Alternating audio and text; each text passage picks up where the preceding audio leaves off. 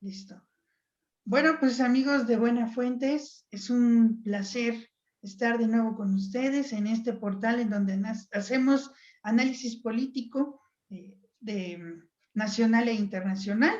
Y el día de hoy tengo el honor de entrevistar a un gran ser humano, un gran monero. Él escribe, bueno, no escribe, perdón, publica sus caricaturas en el diario La Jornada, el semanario Proceso, y también en la revista El Chamuco y los Hijos del Averno, que les recomiendo su recién número de este mes. Asimismo, es conductor en el programa de televisión El Chamuco TV, y es un monero que admiro mucho, y su nombre es José Hernández. Es un placer tenerlo aquí, por acá. Muchas gracias, pero no me hables de usted, por favor. Qué bueno. Estamos en confianza y pues es un placer tenerte aquí, mi querido Hernández. Muchas gracias por haberme invitado. Estoy a tu disposición. Perfecto. Y pues primero que nada me gustaría abordar contigo pues tu trayectoria como caricaturista, pero también quiero preguntarte, ¿qué otras carreras estudiaste? Pues yo estudié cuando terminé la preparatoria, en este caso fue el CCH, en CCH Vallejo. Poco antes de terminar tenía la oportunidad de decidir la carrera porque había el pase automático. Y yo había estado pensando, me gustaba mucho el teatro, entonces pensaba estudiar teatro. Me puse a investigar y vi que había una carrera que se llamaba licenciatura en Literatura Dramática y Teatro en la Facultad de Filosofía. Entonces, los 3 años del CCH yo decía, voy a estudiar eso. Pero ya el momento que me tocó decidir, pues yo creo que me sinceré conmigo mismo. Dije, bueno, a mí realmente lo que más me gusta hacer es dibujar. Toda mi vida había dibujado, bueno, toda mi vida he dibujado. Pero desde niño, desde que recuerdo, siempre me gustó dibujar. Cuando era niño, en lugar de jugar con juguetes, lo que hacía es que dibujaba. O sea, en lugar de agarrar al muñequito de Batman y jugar las aventuras de Batman, las dibujaba. Y esa era mi manera de jugar, dibujando. Y bueno, pues después de 16 años dibujando, pues ya había adquirido cierta habilidad. Y dije, lo que más me gusta es dibujar. Entonces, pues me decidí por lo más cercano a eso que hay en la UNAM, que es una carrera que en ese momento se llamaba Licenciatura en Artes Visuales, que se impartía en lo que entonces se llamaba Escuela Nacional de Artes Plásticas, que es una escuela que está en Xochimilco, que ahora es una facultad más, que se llama Facultad de Arte y Diseño. Entonces, eso estudié. Y cuando estaba terminando la carrera de Artes Visuales, fue cuando empecé a publicar, pero no caricatura política, sino ilustraciones. Empecé a publicar ilustraciones en suplementos culturales, en algunas revistas. Y cuando estaba haciendo eso, me regresó el gusanito en este caso ya no del teatro, sino del cine. Y me dio muchas ganas yo lo que quería era contar historias, entonces me llegaron las ganas de estudiar cine. Hice el examen para entrar a la carrera de cine en lo que entonces se llamaba Centro Universitario de Estudios Cinematográficos, también de la UNAM, y que ahora se llama Escuela Nacional de Cine. O sea, las dos escuelas en las que yo estudié ya no existen, ¿no? Se cambiaron de nombre. Bueno, sí existen, pero se cambiaron de nombre. Y estudié cine. Me especialicé de alguna manera en dos pues, ramas del cine, que es la dirección y el guión. Pero justo cuando estaba terminando la carrera de cine, empecé a publicar ya cartón político. Esto fue en 1994. ¿Y en dónde fue el primer lugar en donde El ya primer, publicó? el primer cartón que publiqué, cartón político ya, fue en una revista que ya no existe, creo. No, ya no existe. Una revista que se llamaba Mira. Era una revista que fundó Miguel Ángel Granados Chapa. en los 80s debe ser. Pero cuando yo entré ya él no era el director, porque dejó la revista para irse de consejero ciudadano del IFE, del entonces IFE. Y el director era Humberto Musacchio, periodista de gran trayectoria. Y entonces yo fui con unos monitos a pedir chamba, ¿no? Y pues me la dieron. Y empecé a hacer no cartones, sino caricaturas de personajes. En ese entonces estaban las campañas del 94. Los candidatos presidenciales eran Zedillo, Fernández de Ceballos y Cuauhtémoc Cárdenas. Entonces hice algunas caricaturas de ellos y tal. Pero yo quería hacer cartón. Entonces mandaba cartones, pero no me los publicaban. O llevaba, ¿no? Llevaba cartones y se los enseñaba. No. Pero pues no gustaban. Porque pues la verdad es que no sabía yo hacer cartón. Pues te digo que para ser caricaturista no se estudia, entonces pues uno hace lo que puede. Y finalmente me publicaron, el primer cartón que me publicaron fue después de las elecciones, en agosto. El cartón debió haber salido pues tal vez los primeros días de septiembre del 94, porque en ese entonces las elecciones presidenciales fueron un 21 de agosto. Y era un cartón sobre el resultado de las elecciones, que era, lo recuerdo todavía, y de hecho por ahí lo tengo, era una urna presidencial, pero que en lugar de que estuviera llena de votos, estaba llena de todos los que, a mi juicio en ese momento, todos los elementos que habían influido en el resultado de las elecciones, es decir, en el triunfo de Zedillo. Entonces, adentro de la urna estaba Jacobo Zabludovsky, estaba Javier Alatorre, estaban encuestas manipuladas, sí. Estaba un balón de fútbol porque había habido un mundial, o sea, todo lo que yo pensaba en ese momento que habían de alguna manera manipulado.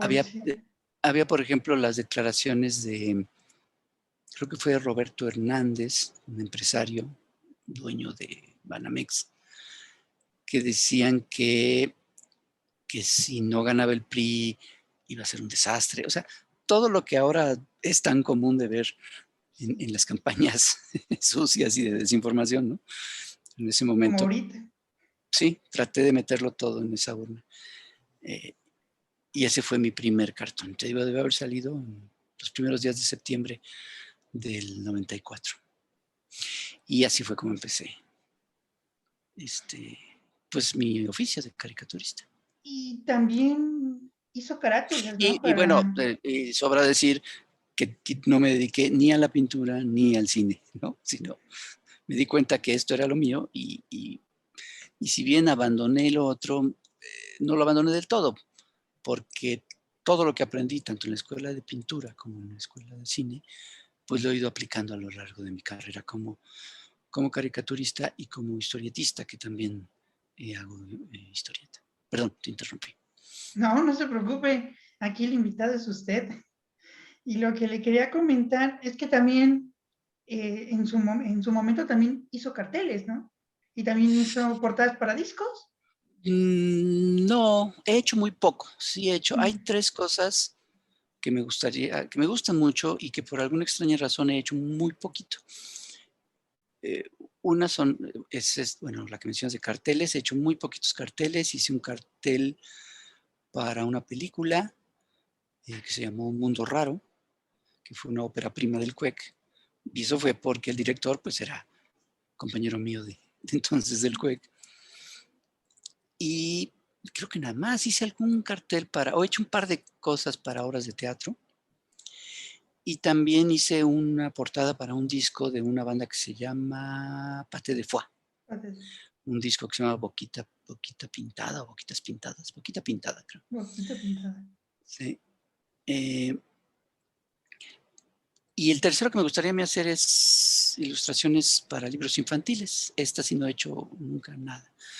Y los otros que me gusta, pues por alguna razón no he hecho más. Bueno, no, hice también una portada de un disco del Palomazo Informativo, que es esta banda que tenían Fernando Rivera Calderón, Armando Vega Gil y otro personaje cuyo nombre no recuerdo, Martín Durán. Ellos 3 tenían una banda que se llama El Palomazo Informativo, que eran parodias musicales con temas políticos, ¿no? Ahí les hice la portada de un La disco que portada. se llama Peje el Toro es Inocente. Sí. Pero pues estas cosas que he hecho pues han sido porque amigos míos me lo han pedido, ¿no? Realmente. Y yo creo que no han gustado mucho porque ningún otro músico o algo así se ha interesado porque le haga una portada. Yo esperaba en algún momento que tal vez algún día me buscara David Bowie o Peter Gabriel o algo así, pero pues no. David Bowie ya no, porque se murió. Y Peter Gabriel creo que ya ni graba discos, entonces pues me quedaré con las ganas. No, pues deberían, porque usted sube bocetos, dibujos de cuando son sus cumpleaños de los artistas Ujú. y le quedan Pues, fantásticos. Y le quiero hacer una pregunta, aparte de eso, porque lo vi ajá. en su cuenta de Twitter. ¿Usted Ujú. utiliza este para dibujar? No, Y lo a compré nuestro hace público, mucho, lo compré hace mucho y no, creo que medio lo intenté usar, pero no me funcionó. Y lo dejé de usar y lo tengo como adorno. se ve bonito, Es- ¿no? sí, se ve bonito, pero no, ya me dijeron que hay otros muñecos mucho más realistas y que tienen muchísimo más articulaciones y que funcionan más como modelo para dibujar, pero pues pueden ser carísimos, entonces. Sí, Pero me bueno, mira, imagino. ahora con el internet encuentras.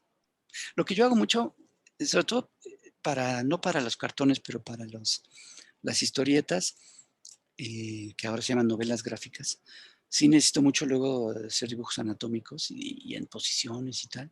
Lo que hago pues, es que me tomo fotos en la posición exactamente que necesito y pues ya, con eso. Antes era imposible porque pues si tomabas una foto y que te esperabas un par de semanas a que primero tienes que acabarte un rollo, después mandarlo a revelar, a menos que tuvieras tu laboratorio, pero pues no tenía. Y ahora, bueno, ya con los celulares, pues todo es rapidísimo. Y en ese sentido, ¿cuál es su proceso cuando dibuja un cartón político? ¿Cómo es el día con Ujú. José Hernández? Pues generalmente lo primero que hay que hacer pues, es decidir un tema sobre qué vas a hacer tu cartón. Eh, y casi siempre el tema pues está eh, sugerido por la agenda política del día, ¿no? Hay temas que son mucho más importantes que otros cada día. Hay temas que te lo va imponiendo pues la realidad. Por ejemplo, hoy, bueno, hoy no hago cartón, pero si hoy hicieron, o ayer, pues el cartón que hice fue sobre cabeza de vaca, porque salió Sí. que se giró orden de aprehensión en contra del gobernador de Tamaulipas. Ah, bueno, pues ese sería el tema. Eh, Generalmente hay 2 o 3 temas que son los importantes y pues ya decides, ¿no? Lo primero es decidir cuál de esos temas vas a trabajar, sobre cuál de esos temas vas a trabajar. Después, bueno, lo ideal, lo que todo buen caricaturista debe tener es información sobre ese tema. Sí. Y con esa información tener una opinión, una posición muy clara sobre ese tema, porque eso es lo que vas a decir tú en tu cartón. O sea, el cartón es un género de opinión. Entonces lo que vas a hacer es que vas a emitir una opinión. Y si no conoces sobre el tema, no hay manera en que te formes una opinión válida sobre ello. Sería una opinión basada en la desinformación, lo cual no es muy ético hacer. Y si no tienes, aunque tengas información, si no tienes una opinión, pues si no tienes que decir qué vas a poner en el cartón, ¿no? Sí. Entonces tienes que tener muy claro eso. Eh, y entonces a partir de eso, pues ya, si ya sabes lo que tienes que decir, ¿no? Lo que quiero decir es esto, está clarísimo, lo puedo poner en una frase. Entonces ya empiezas a buscar la manera de eso, decirlo, con un dibujo y idealmente eh, con, con humor, ¿no? Esa es la parte complicada, ¿no? La de sintetizar lo que quieres decir en una imagen y con humor. Entonces viene ahí el trabajo, puedes estar pensando formas, buscando asociaciones de ideas, asociaciones de imágenes, eh, apelando a los mecanismos del humor, ¿no? Que puede ser eh, la ironía o la sátira o el juego de palabras o la asociación de ideas o el intercambio de, de personajes, es decir, un mecanismo del humor muy utilizado y muy eficaz es cuando cambias, cuando trastocas la realidad. Por ejemplo, el, un, un pato con una escopeta y disparándole a seres humanos que van volando, ¿no? Sí. Es lo primero que se me ocurre muy sencillo, pero cuando trastocas la realidad así, de manera, poniendo los elementos contrarios, eso te crea una situación de humor. Sí. Y hemos visto miles de chistes y miles de imágenes, algunas más afortunadas que otras, que utilizan este mecanismo, ¿no? Entonces, bueno, ese es uno de muchos. Y entonces es ir jugando y estar pensando de qué manera, con todos estos elementos, logras la imagen o la frase o la situación, en fin, la solución más eficaz para ese cartón. Cuando ya lo consigues, generalmente, bueno, son 2, 3 ideas, 2, 3 bocetos. Yo lo que hago, no sé si otros caricaturistas lo hagan, yo lo que hago es que lo consulto con colegas, sobre todo con mi colega Helguera, con quien trabajo mucho. Trabajamos juntos en Proceso, trabajamos juntos en el Chamuco. Somos muy buenos amigos, compartimos posiciones políticas, entonces generalmente le consulto a él la idea. Hay veces que con lo que él me dice Le agregan. sí, lo arreglo, lo soluciono mejor. Hay veces que me dicen, no, es una porquería, no hagas eso. Y bueno, ya después de eso, pues ya, decido, esta es la imagen, esto es lo que voy a hacer. Y entonces ya viene el proceso de dibujo, ¿no? Que generalmente lo dibujo en papel y después lo trabajo en color en la computadora y ya, a enviarlo. Este proceso que te acabo de contar varía mucho en la duración. Y la duración de este proceso depende básicamente de a qué hora se me ocurra la idea. El cartón lo tengo que entregar a las 9 de la noche. Si el cartón se me ocurre a las 2 de la tarde, pues tengo 7 horas para poder hacer un dibujo mucho más elaborado, en fin. ¿Y no le ha tocado que la idea se le ocurra a la Se me mera hora? ocurre a las 8:50 y entonces ahí sí tengo que resolverlo en 10 minutos. Afortunadamente son pocas las veces.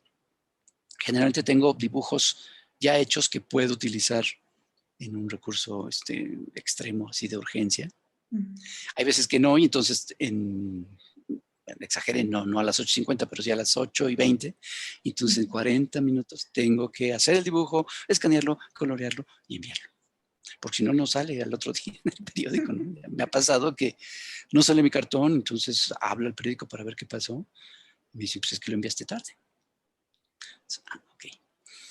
Entonces, pues ese es básicamente el proceso diario para hacer cartón. Y bueno, antes de pasar ya al tema terrorífico de las elecciones, para platicar un poco, porque yo quiero hacer una pregunta que le hice al querido Rapé. ¿Qué personaje de la 4T le ha costado dibujar? Y también un personaje de cualquier partido que le ha costado dibujar a ti. ¿Qué te ha costado? Así que dices, Sí, híjole. pero costado porque, porque el dibujo sea difícil, porque físicamente sea difícil de dibujar, o por otras razones, o por Puede ser razones políticas. físico y también porque tal vez Porque no te fíjate que, agrade. no, más bien lo que pasa es al revés. Ahorita hablamos de lo de físico, pero en general, políticamente hablando, los Sí. personajes más difíciles de caricaturizar son aquellos pues que tienen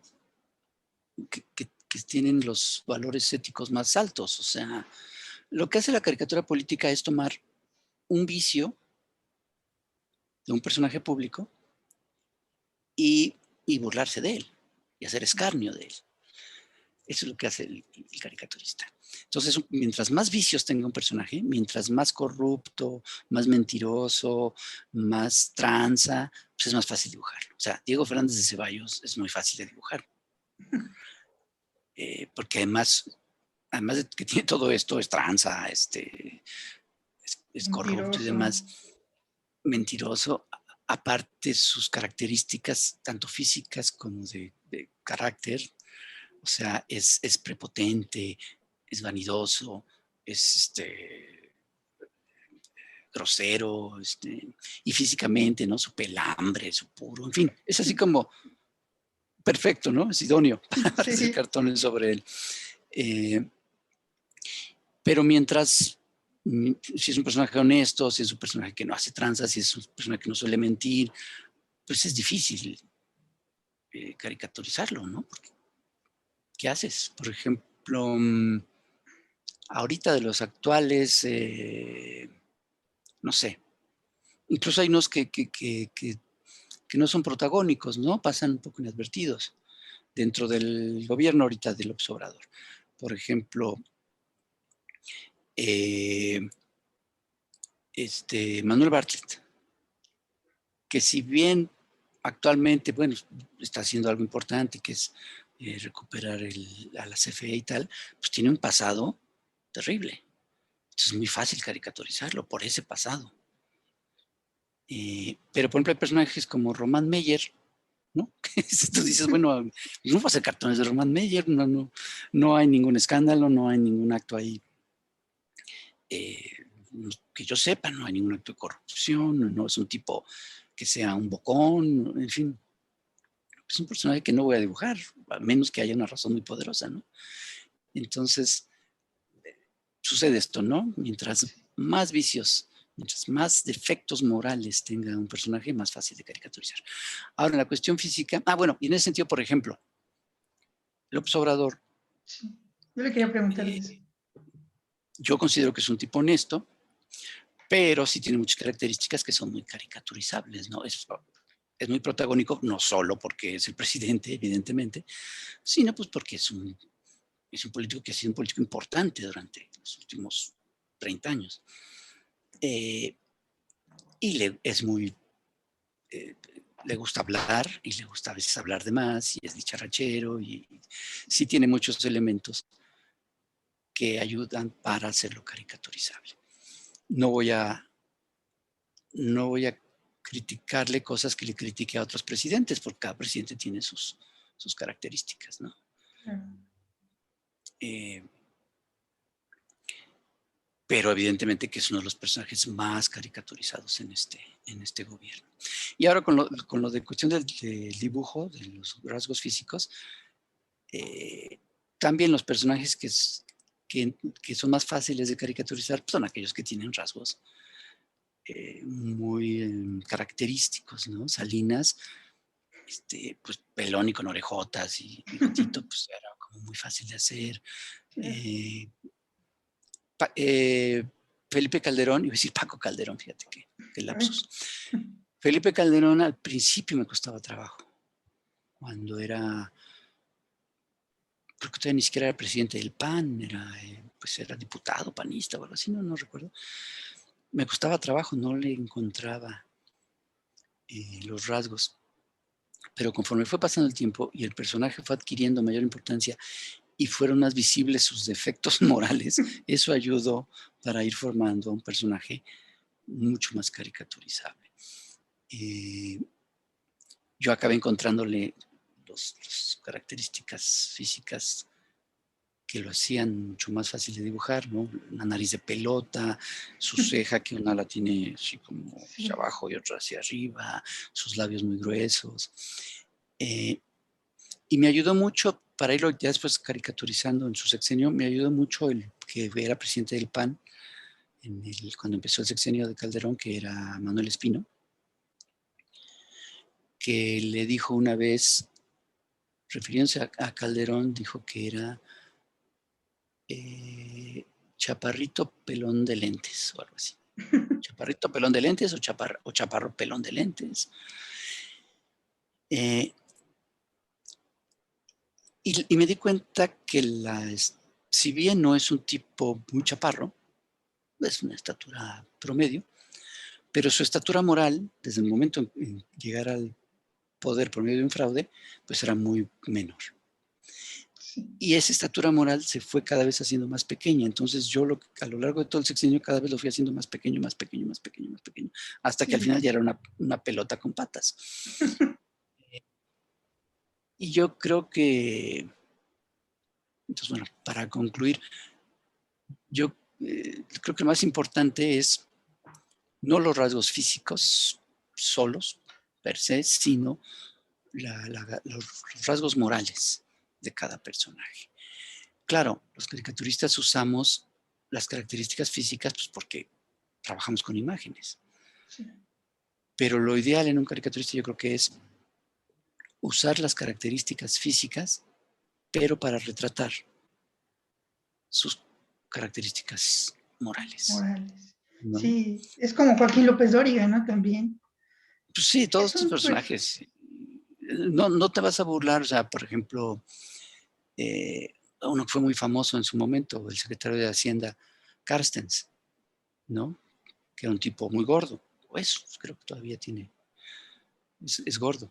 sí, Entonces, que el secretario, que el encargado de las políticas económicas que empobrecen y que matan de hambre a la mayoría sea un tipo muy gordo, pues es un rasgo que uno tiene que aprovechar como caricaturista. Entonces, sí, claro, lo poníamos como una esfera. sí, Y al principio había gente que decía, es que está muy mal que se burlen del físico del personaje. Bueno, no nos estamos burlando del físico por sí solo nada más.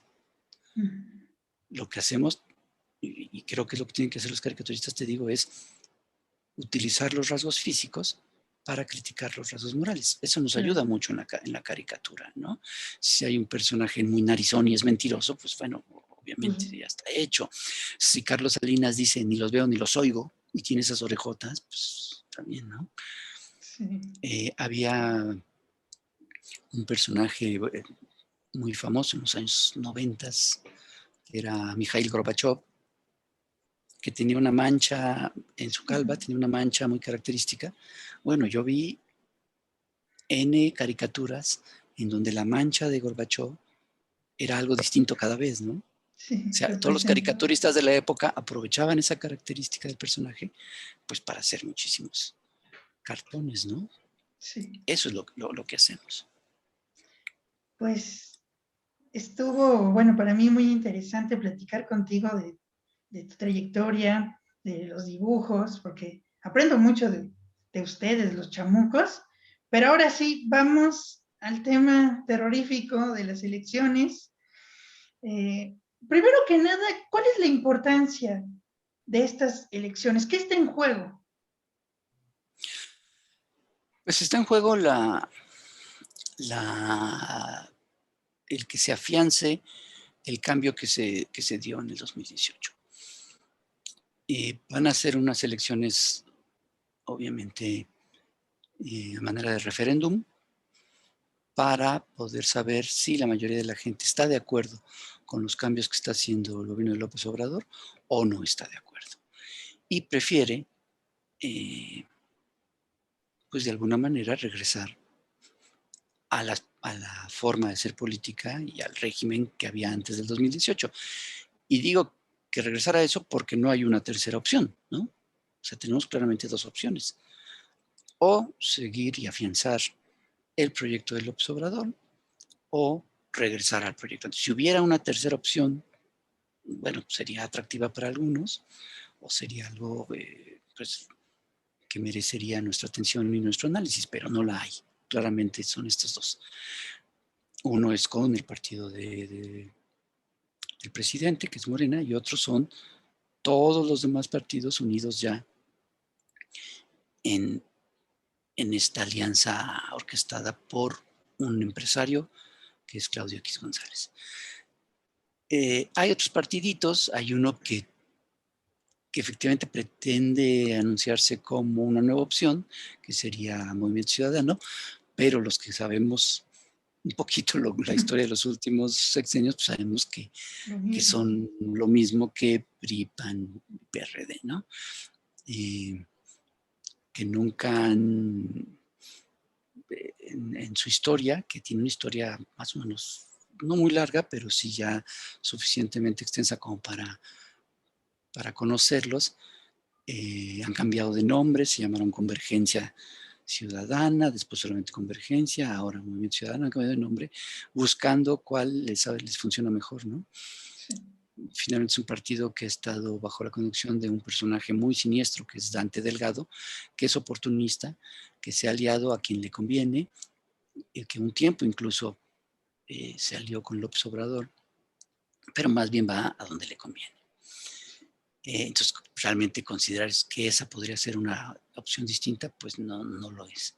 Entonces, básicamente son estas dos, ¿no? Y que se podría resumir en algo muy sencillo, que es, regresamos al neoliberalismo, al modelo neoliberal, o afianzamos un proyecto distinto, más cercano al estado de bienestar que a las lógicas neoliberales que ya sufrimos por 30 años. Eso es lo que, finalmente, lo que está en juego, ¿no? Sí, como tú dices, ¿no? El Movimiento Ciudadano que se quiere vender como la tercera opción, que realmente no lo es.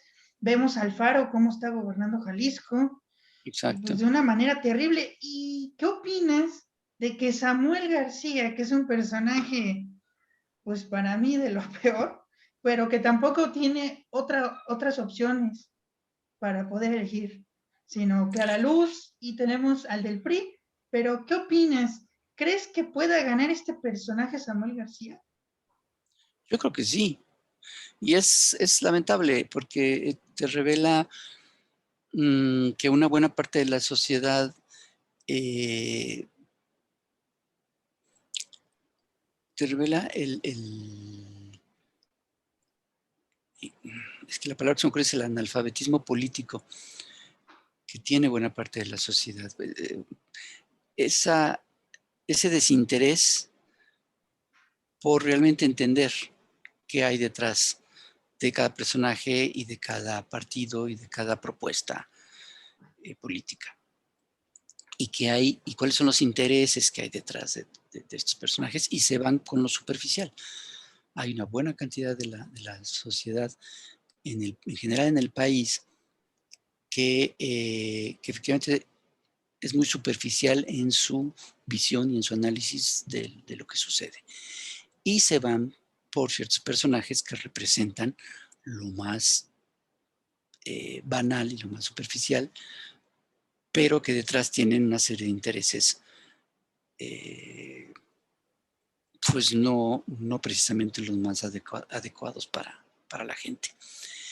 Lo vimos un poquito en el 2012, cuando gana Peña Nieto, ¿no?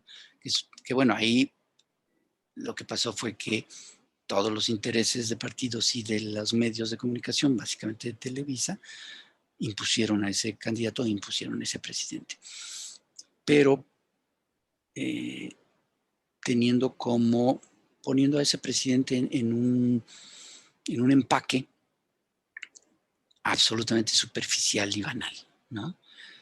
Un tipo bien parecido, le arreglan incluso un matrimonio con una actriz famosa de Televisa, y hacen toda una telenovela alrededor para venderle a ese público superficial ese producto.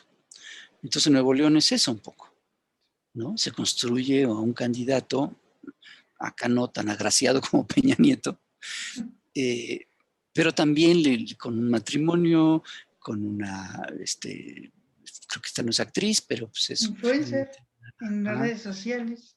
una chica guapa, absolutamente frívolos y superficiales los dos, sin, sin ningún tipo ni de compromiso social, ni de eh, ideas de gobierno importantes, ya no digamos importantes, ni siquiera básicas, sin ningún discurso, sin nada.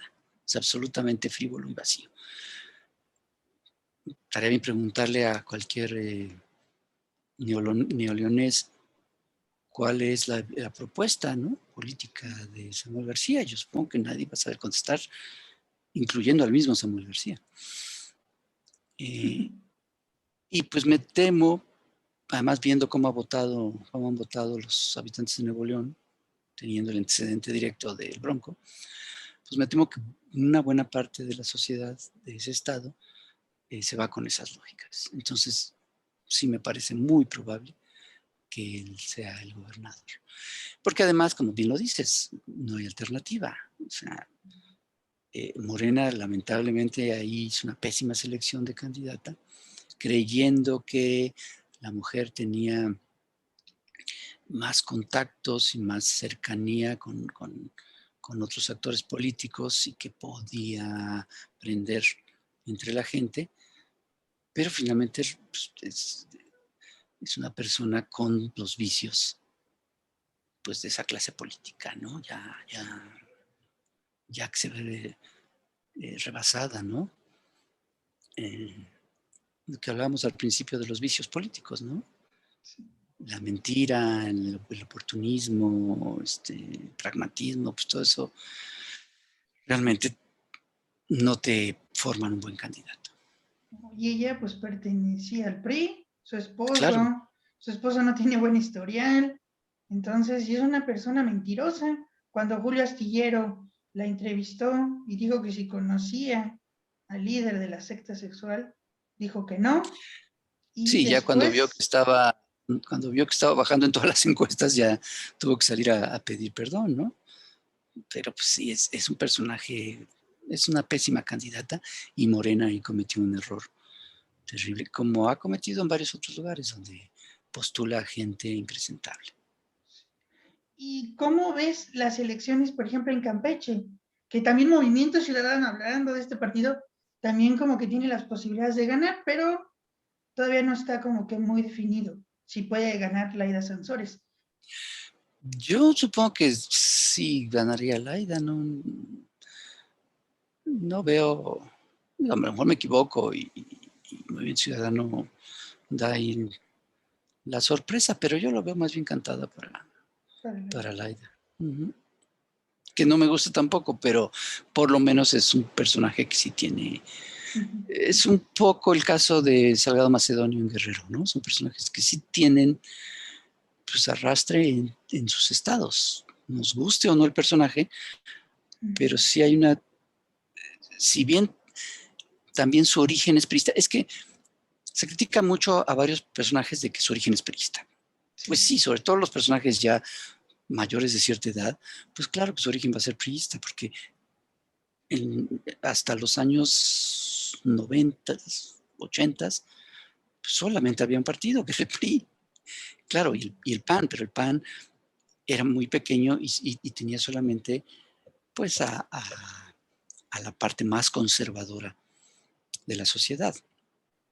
Pero la parte menos conservadora y la parte más, eh, más liberal y la parte mucho más, incluso hasta la parte revolucionaria de la sociedad, si querías hacer política, la única opción que había era el PRI.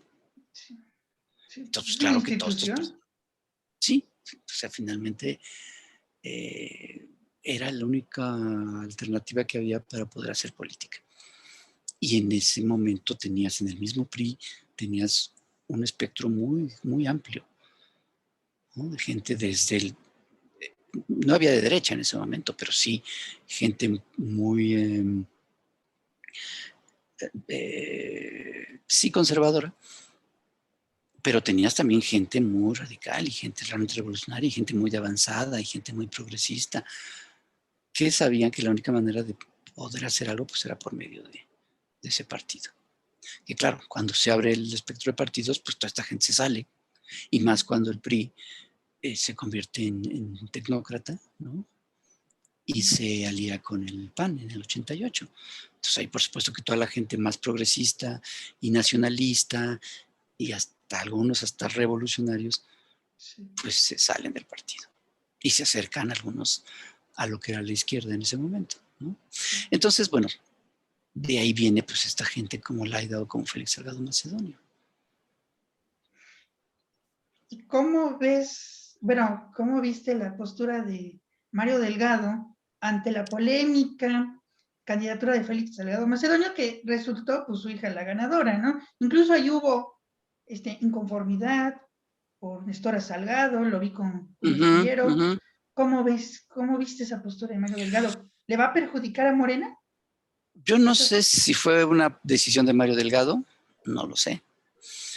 No me suena, yo siento que más bien él se alineó. Fue muy curioso, es muy singular ese caso de Guerrero.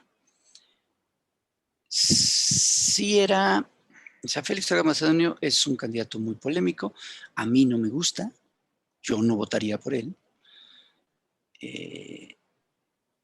pero yo no soy guerrerense, entonces, pero a mí particularmente no me gusta y no me gustó esa candidatura, pero bueno, es una opinión personal. Pero claramente yo creo que sí tiene un apoyo social en Guerrero.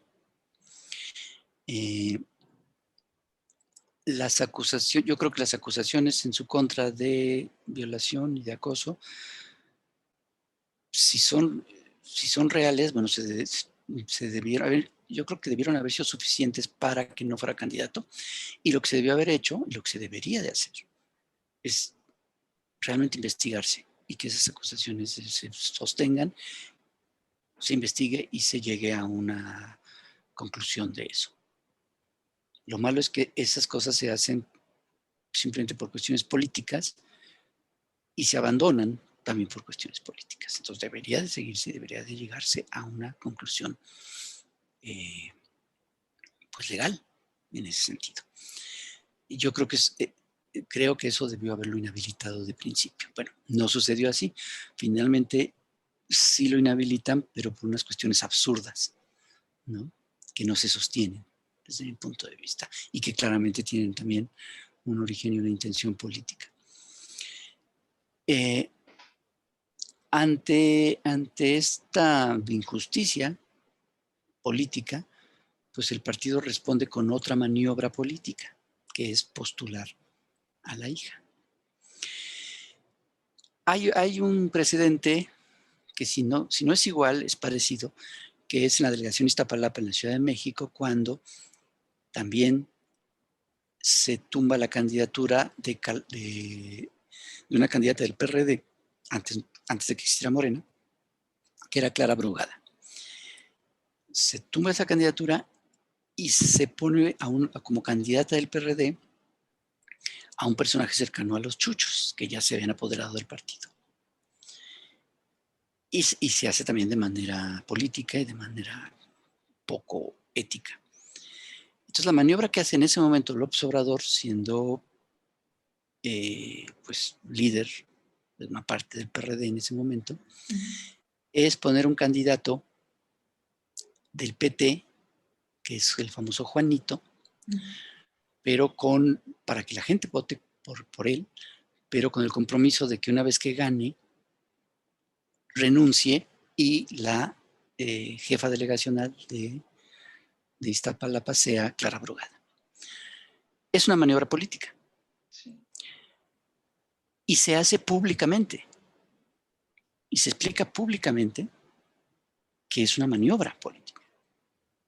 Y públicamente se define que el candidato va a ser él, que la gente tiene que votar por él, pero que él no va a ser quien va a gobernar.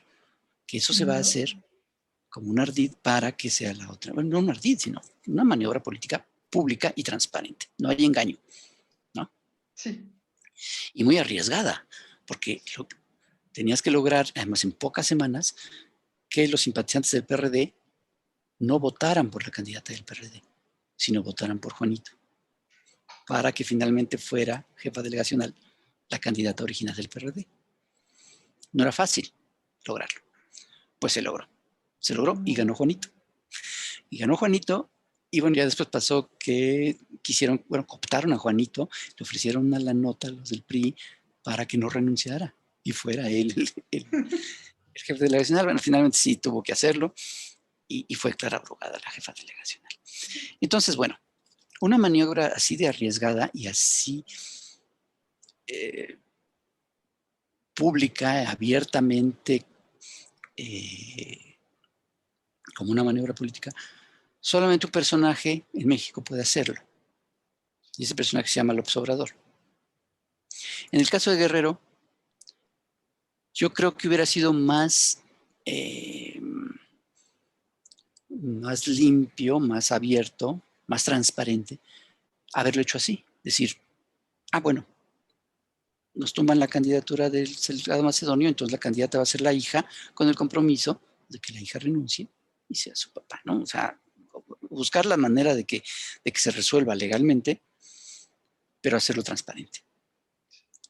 Pero no podían hacerlo así porque era ya muy descarado y porque se iban a echar encima a todos. Porque te digo, la única persona que puede hacer eso ahorita está ocupado siendo el presidente y no podía hacerlo él. Claro. Y Mario Delgado ni nadie tiene la autoridad política y moral que tiene el presidente. Entonces no podían hacerlo así. Y tuvieron que hacerlo sí así, pero finalmente con un engaño, que es decir que la hija va a ser la gobernadora. Yo no sé. Yo lo que creo es que la intención es, y creo que así debieron haberlo dicho, es, se presenta, bueno, gana ella, renuncia, y entonces tiene que convocar a nuevas elecciones. Y ahora sí va Félix Salgado Macedonio. Y ahora sí con cuidado de cumplir con todos los requisitos para que no se la vuelvan a tumbar. Claro, van a volver a sacarlo de las violaciones y entonces va a ser otro relajo. Pero, y entonces se presenta ahora sí a elecciones como candidato. Yo creo que ese va a ser el mecanismo. Y yo no le conviene ay, perdón que te interrumpí. No, dime. ¿Tú crees que le conviene mejor dejar a su hija y así gobierna Guerrero 12 años? Bueno, pues eso ya es éticamente es pésimo.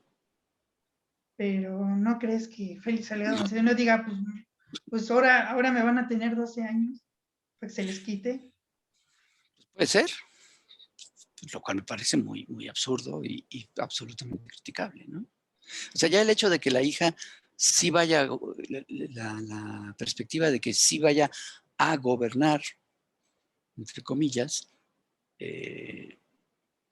y que realmente sea él el que esté gobernando detrás, me parece insostenible. No creo que lo puedan sostener 6 años. Yo más bien creo que la tirada es por el otro lado, porque ella renuncie y se vuelva a convocar elecciones. Pero ya es muy desasiado todo. Es muy desasiado todo, y de las dos partes, ¿no? De la parte del INE, ¿no? Por utilizar distintos criterios para echar atrás candidaturas. Y por parte también de Morena de hacerlo así. Y finalmente por la terquedad de que sea Félix, ¿no? O sea, en Michoacán hicieron lo mismo y bueno, pusieron otro candidato y yo creo que va a ganar ese otro candidato. Y a lo mejor hasta era mejor candidato, ¿no? Tal vez pudieron haber escogido un mejor candidato para Guerrero. Pero bueno, eso es lo que yo pienso, ¿no?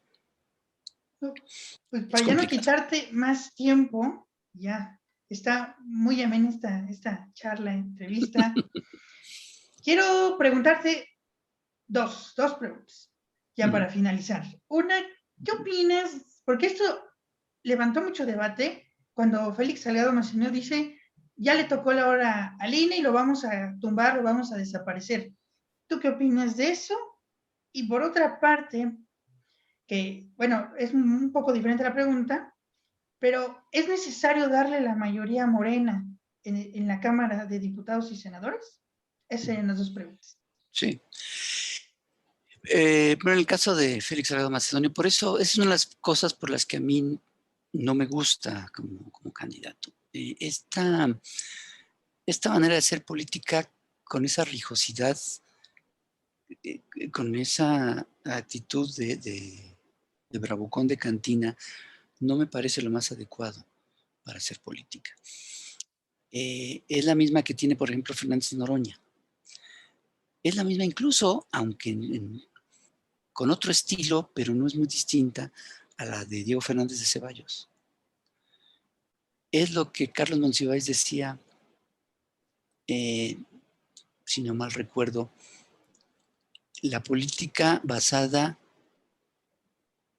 en la consistencia testicular, o en la, no decía en la consistencia, decía en la dimensión testicular, ¿no?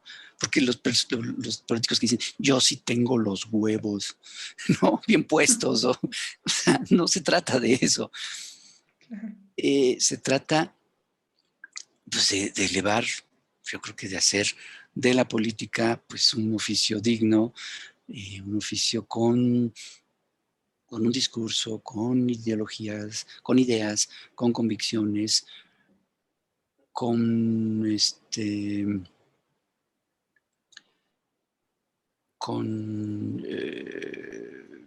con banderas, con causas nobles. Uno de los políticos más importantes en nuestro país, en México contemporáneo, es sin duda López Obrador, que es un personaje que tiene vicios que puedes encontrar en otros políticos, pero tiene virtudes que no puedes encontrar en otros políticos.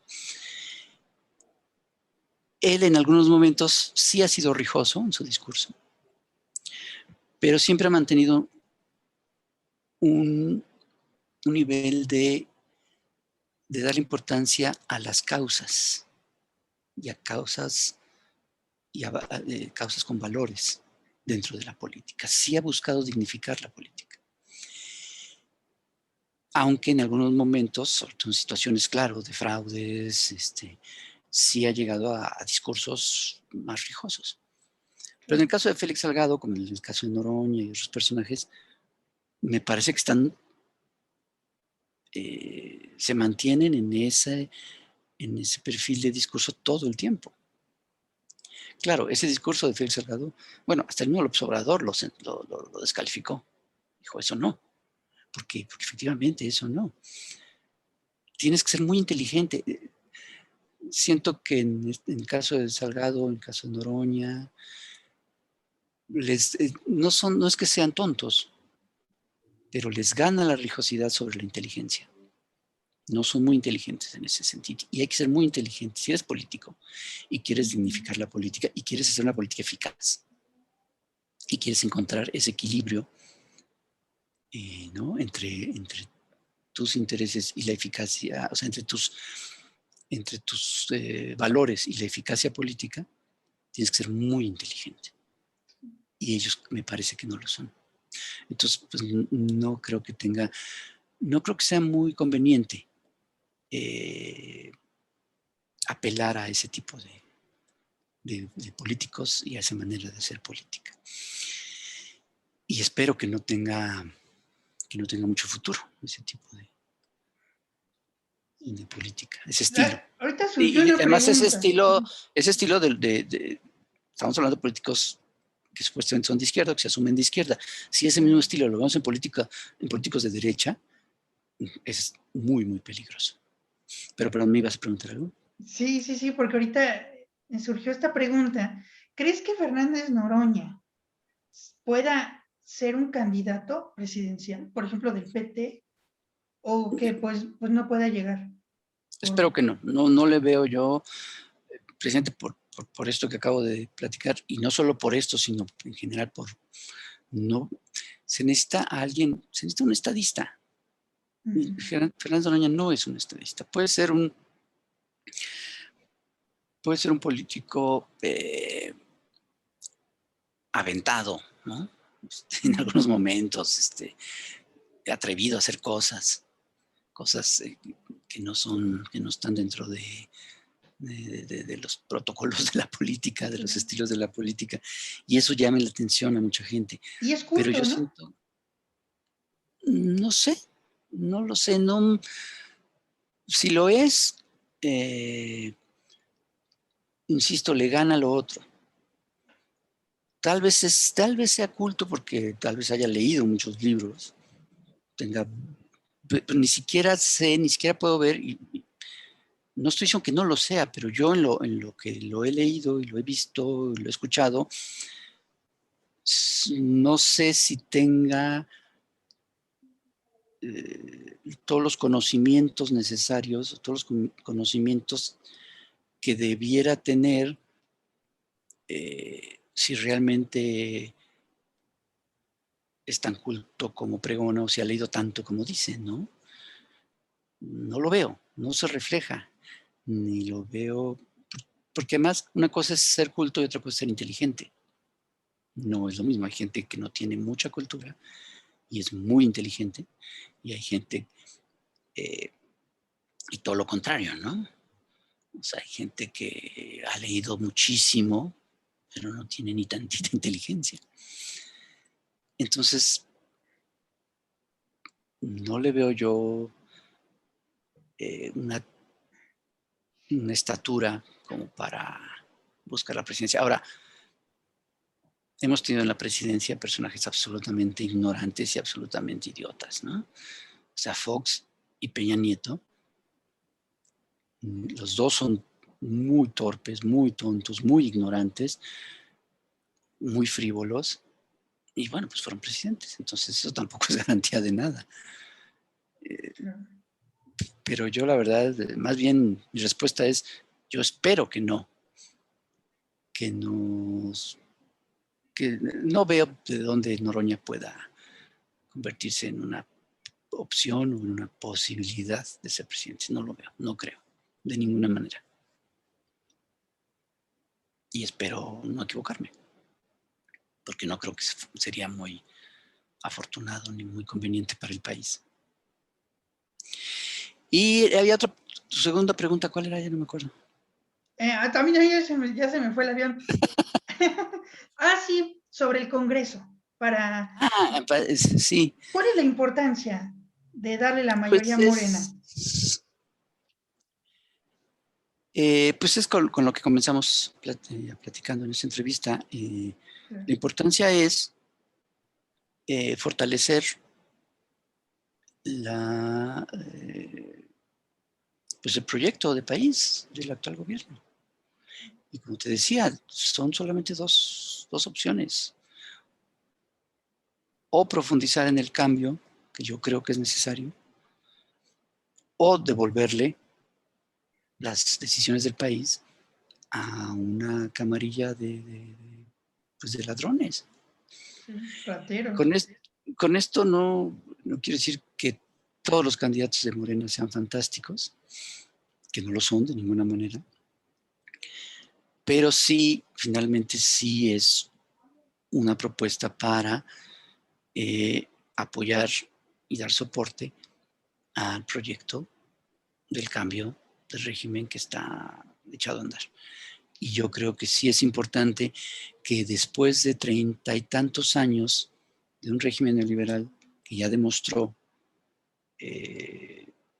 lo dañino que ha sido para el país, no podemos renunciar en solo 3 años de un intento de cambio, no podemos ni decir que el actual gobierno es un fracaso, como muchos están diciendo desde hace años, ¿no? O sea, a los 6 meses ya dijeron el fracaso bueno, no podemos sentenciar eso ahorita, ni creo yo que deberíamos de renunciar a la posibilidad de ese cambio, que ya no es, en muchos aspectos ya no es posibilidad, ya es algo que se está viendo. Yo creo que eso es lo que está en juego. Y te digo, hay muchos candidatos de Morena que a mí en lo particular no me gustan, no solo a gobernaturas, sino también en alcaldías aquí en la Ciudad de México o diputaciones. Pero hay muchas también que me parece que son bien interesantes y bien importantes y que son las que son de la base del partido, que eso es lo que es importante. Las bases, los militantes de la base de Morena, yo creo que son muy importantes. Y hay gente, y sobre todo gente muy joven, ¿no? De candidata, gente muy inteligente, gente que sí tiene una estructura de pensamiento interesante, que está siendo candidata, ¿no? Para la Cámara y demás. Sí. Yo creo que eso es a lo que deberíamos de voltear a ver y apoyar. No está fácil y todavía falta un mes, un poquito menos, ¿no? Sí, ya, es menos. Sí, Estamos a ya 20. son,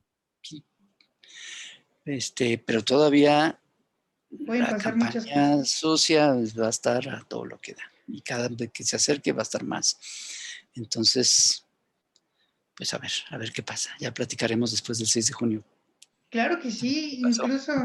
incluso a mí me gustaría, ya que entrevisté a uno, a lo de los chamucos individualmente, pues a mí me gustaría tenerlos en un programa, en un análisis del resultado electoral. A ver qué. Pues nos ponemos de acuerdo y para la segunda semana de junio, pues a ver si podemos platicar. A ver si se reúnen todos los chamucos, y ahí. Todos, ¿no? Porque ya va a ser No, va a un ser, desmadre. pues por lo menos unos 3, 4 personas que estemos en esta mesa, pues va a estar muy bien. Uh-huh.